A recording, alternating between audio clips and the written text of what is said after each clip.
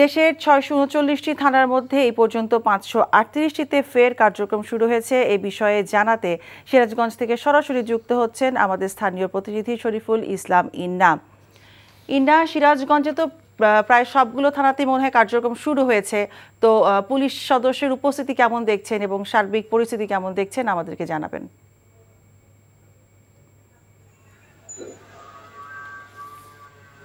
যা আসলে বৈষম্য বিরোধী যে আন্দোলন ছিল সেই আন্দোলনকে কেন্দ্র করে সিরাজগঞ্জের বিভিন্ন থানাতে কিন্তু হামলার ঘটনা ঘটেছিল, যে কারণে কিন্তু এই পুলিশের যে কার্যক্রম ছিল সেটি থানাগুলোতে সেটি বন্ধ ছিল। তো গতকালকে থেকে সিরাজগঞ্জের যে 13টি থানা রয়েছে, 9টি উপজেলায় মোট 12টি থানা রয়েছে সিরাজগঞ্জের জেলার মধ্যে।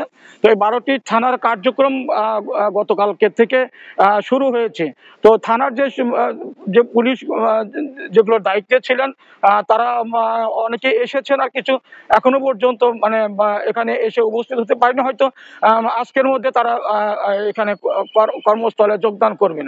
তো সিরাজগঞ্জের থানাগুলোতে আপনি জানেন যে সিরাজগঞ্জের যে এনায়েতপুর যে থানাটি রয়েছে সেই এনায়েতপুর থানায় কিন্তু হামলা করে 13 জন পুলিশ কিন্তু পুলিশকে পিটিয়ে হত্যা করেছিল। তো যে কারণে কিন্তু একটা পুলিশের মধ্যে কিন্তু একটা আতঙ্ক বিরাজ করছে, বিশেষ করে সারা দেশের মধ্যে সিরাজগঞ্জে একমাত্র যে সিরাজগঞ্জের এনায়েতপুর থানায় 13 জন পুলিশকে পিটিয়ে হত্যা করা হয়েছে, যে কারণে একটা আতঙ্ক পুলিশের মধ্যে আছে।